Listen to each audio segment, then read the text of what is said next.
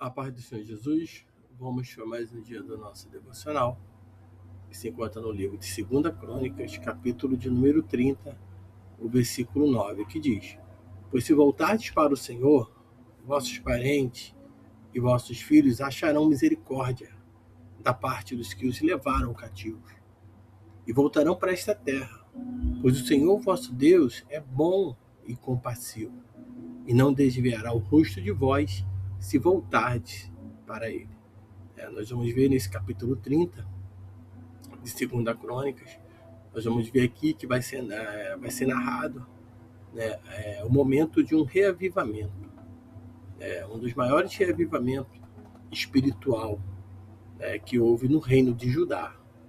Observamos que Ezequias ele vai liderar esse reavivamento, ali após a purificação do templo, como nós falamos anteriormente no capítulo 29, onde ele vai purificar, ele vai restaurar ali a adoração, o culto, ele vai fazer, uma faxina, organizar as coisas no templo do Senhor, vai se preparar, santificar, se separar realmente para que aquele local voltasse realmente a ser um local de adoração ao Senhor. Então Ezequiel vai tomar essa iniciativa, de restaurar a Páscoa, a festa que a Páscoa que celebrava, é a festa da libertação de Israel do Egito. Ele vai convidar não apenas o povo local de Judá, mas ele também vai fazer um convite a todas as outras tribos do norte. Quando observamos, lemos no versículo 1 ao versículo 3 desse mesmo capítulo 30, a palavra do Senhor diz que depois disso Ezequias enviou mensageiro por todo Israel e Judá, e escreveu cartas a Efraim, a Manassés, para que viessem ao templo do Senhor em Jerusalém, a fim de celebrarem a Páscoa do Senhor, Deus de Israel. O rei resolveu, com o chefe, com toda a comunidade em Jerusalém, celebrar a Páscoa no segundo mês, pois não puderam celebrar no templo próprio, porque não havia sacerdotes santificados em números suficientes, e porque o povo não se tinha ajuntado em Jerusalém. Observamos que Ezequias ele vai enviar os mensageiros a todos os de Judá e Israel, incluindo as tribos do norte ali, ele vai convidar para a Páscoa. Um convite onde não tem acepção de pessoa, onde nós observamos que Judá, Ezequias ele não vai querer só um reavivamento para Judá, mas ele vai querer um reavivamento em todo Israel.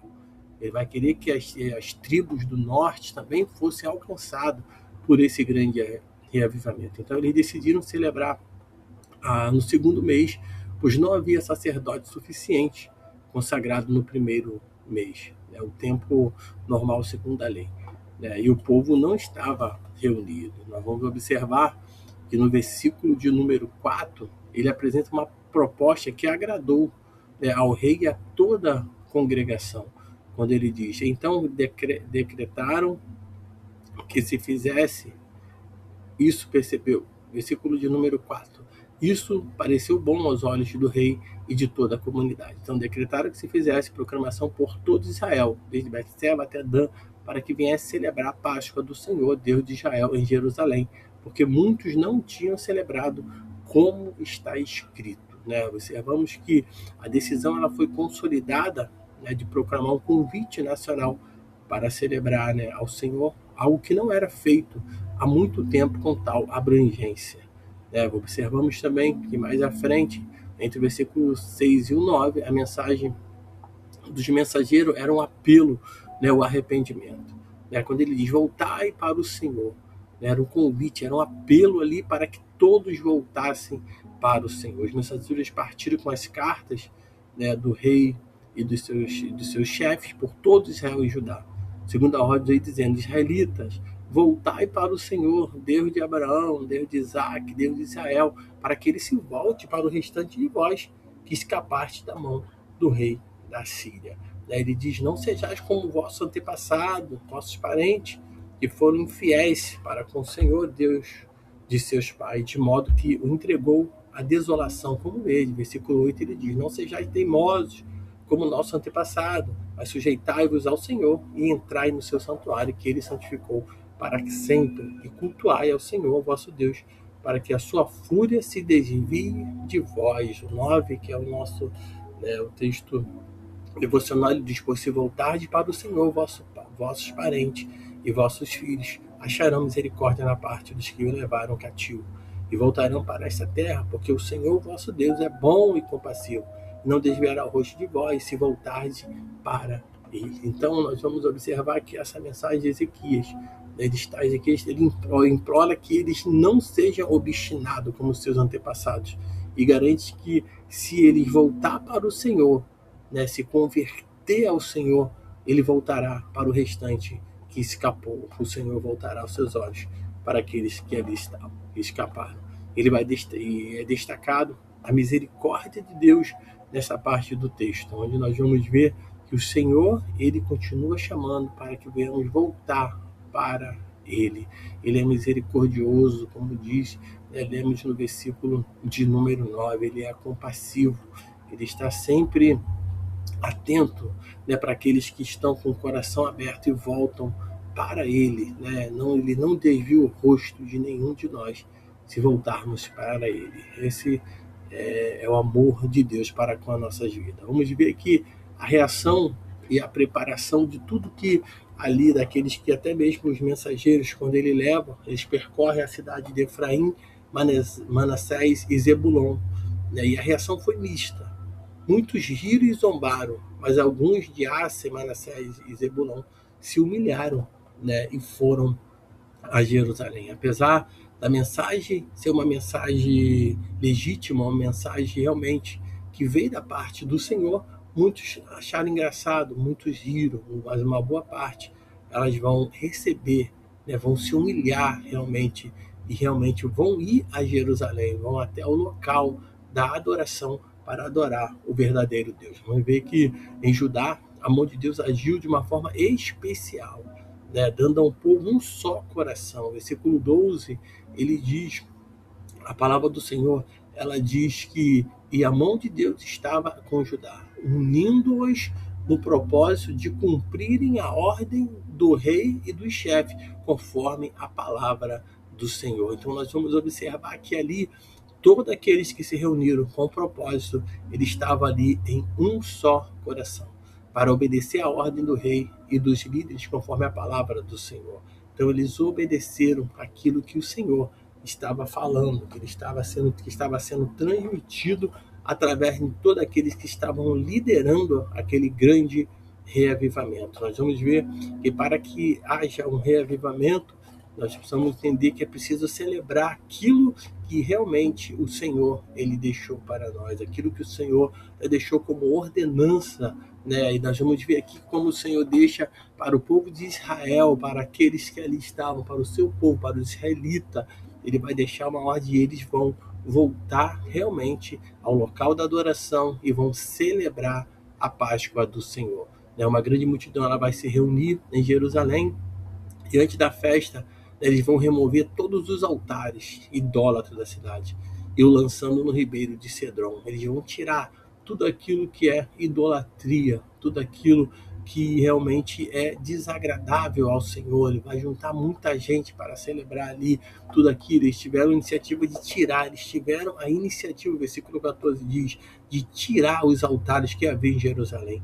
Isso não foi uma ordem, mas é o próprio povo. Eles começaram a movimentar e a liberar, a limpar, tirar toda a idolatria de Israel. Eles também removeram todos os altares, incenso, e o lançaram no ribeiro de Cedron. Então entenda que o Senhor, hoje também, ele continua fazendo a sua obra. Quando pregamos uma palavra de arrependimento, ensinando realmente o como devemos voltar, nós devemos abrir o nosso coração, estar unido num só propósito, como esse povo está, tirar toda idolatria, tirar tudo e santificar a vida ao Senhor. Eles molaram ali, a palavra do Senhor diz que a Páscoa foi imolada no dia 14, do segundo mês, de sacerdotes e levitas, envergonhados por sua negligência anterior, se santificaram. Então muitos podem estar negligenciando, mas o Senhor ainda, quando nós nos arrependemos, se colocamos diante dele como esses sacerdotes vão se colocar, vão ficar envergonhados, mas vão se humilhar debaixo da potente mão do Senhor, e as coisas vão acontecer, o Senhor vai perdoar, o Senhor vai santificar. Vamos observar que a adoração ela foi organizada de acordo com a lei de Moisés, né? Com muitos da multidão não tinham se purificado, os levitas assumiram a responsabilidade de imolar o cordeiro. Nós vamos ver que Ezequias ele vai interceder também pelos que comeram a Páscoa de forma cerimonialmente impura, pedindo que Deus os perdoe por buscarem ao Senhor, mesmo não estando. Ele diz, segundo a purificação do santuário. Deus ele ouviu, né, Ezequias e sara o povo. Então, as nossas orações que nós fazemos, que eu creio que como igreja do Senhor, se nós nos reunimos e pedir perdão ao Senhor, mesmo que seja na última hora, mesmo que a gente chegue no momento, até no dia do culto, sem entendimento, e quando ouvimos a palavra, passamos a ter o entendimento da revelação do Senhor, e passamos a orar e pedir ao Senhor que nos perdoe, que nos purifique. Eu tenho certeza que o Senhor ele tem todo o poder para perdoar naquele momento, para nos purificar, né, para nos lavar e nos limpar em qualquer momento, seja agora, seja no momento que nós nos dispusermos e abrimos nosso coração para Ele. A festa ela foi celebrada com grande alegria, né, e com muita música, muito louvor, né, por 7 dias, e os levitas louvaram o Senhor todos os dias. Vamos observar que a alegria era tão grande, né, que ali eles entusiasmados, né, aquela congregação ela decidiu celebrar por mais 7 dias. Então não foram só 7, foram 14 dias. Ezequiel e os líderes ali estavam generosamente fornecendo animais para o sacrifício da festa, porque 7 dias para ele foram pouco. Eles voltaram 14 dias celebrando e se alegrando. Então, na presença do Senhor, abundância de alegria. E quando o Senhor ele está operando aqui, não é somente, né, um momento, por uma festa, mas ele quer habitar em nós em todo momento, em todo tempo. Então houve uma alegria indescritível em Jerusalém. Por Deus do tempo de Salomão não se via algo semelhante a tudo isso. Os sacerdotes e os levitas eles abençoaram o povo, e a oração chegou à santa habitação de Deus no céu, selando um grande reavivamento. Então é isso que o Senhor ele quer fazer, ele quer operar. Então os sacerdotes e os levitas, né, eles se levantaram e abençoaram o povo, e a sua voz ela foi ouvida, porque a sua oração chegou até a santa habitação de Deus. O Senhor também ele está pronto a nos ouvir. Nós tiramos alguns pontos que são pontos importantes dentro dessa palavra que nós estamos falando, que é a importância do arrependimento. O chamado não é apenas para cumprir rituais, mas para voltar o coração a Deus. Se nós realmente nos arrependermos, voltar o nosso coração a Deus, né, e não ficar cumprindo rituais, cumprindo protocolo, mas realmente de coração aberto, de mente aberta, nos entregarmos, nos abrirmos o nosso coração, nos mergulhar realmente na água do Espírito. Tenha certeza que o Senhor ele está pronto a reavivar o seu povo. Observamos que a graça de Deus, né, ela estava ali acima do normal, acima da norma, melhor dizendo. Mesmo quando o povo não estava totalmente purificado, Deus aceitou a intenção sincera de buscá-lo. Mesmo que a gente não esteja totalmente purificado, mas nós podemos chegar em um ato, no momento de um culto, até mesmo na casa do Senhor, de um momento de Santa Ceia, e naquele momento ali clamar, pedir ao Senhor que tenha misericórdia, entender a sua palavra e Deus aceitar a intenção sincera daquele que está buscando. Então, o arrependimento, né, é algo essencial. A graça de Deus é acima da norma, mesmo que tenha um protocolo, mas se nós abrirmos o nosso coração, o Senhor está pronto a nos perdoar. A unidade na adoração, né, ele vai trazer um reavivamento, né? Ele trouxe o quê? Um só coração ao povo, superando divisões políticas passadas. Então a unidade na adoração ela muda o ambiente, ela opera, ela trabalha, porque nós ali passamos a estar num só coração, numa só direção, e não tem ali diferença se é de Judá, se é do Reino do Norte, se é de Israel, não importa, importa que todos estejam num só coração. A liderança espiritual, né, de um líder que ele busca a Deus, como Ezequias buscou, realmente ele incentiva outros a fazer o mesmo. Ezequias ele vai incentivar outros líderes a fazer, vai incentivar o povo a fazer. Então a liderança direcionada pelo Espírito Santo de Deus vai fazer com que outras pessoas também sejam alcançadas. A alegria de voltar a Deus vai fazer com que realmente nós venhamos adorar Ele em espírito e em verdade. A verdadeira adoração, ela produz alegria e produz bênção, não apenas uma obrigação.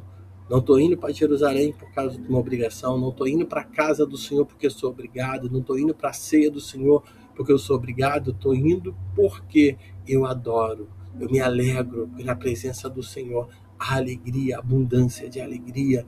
Então que nesse dia nós possamos também compreender realmente que o Senhor ele quer reavivar. É o momento de um grande reavivamento aqui espiritual aconteceu no reino de Judá, e esse reavivamento o Senhor também quer fazer no nosso meio como igreja do Senhor. Então, se a palavra que está sendo pregada é arrependei-vos, se arrependei-vos. Realmente, se está sendo uma convocação para buscar, para orar, aceite essa convocação. A reação não importa se não estão rindo, se não estão achando engraçado, estão zombando, não interessa. Interessa que você está no centro da vontade de Deus. Então vamos celebrar ao nosso Senhor. Vamos adorar Ele em espírito e em verdade. Então que nesse dia você fique com essa palavra, que o Espírito Santo de Deus fale mais e mais ao teu coração.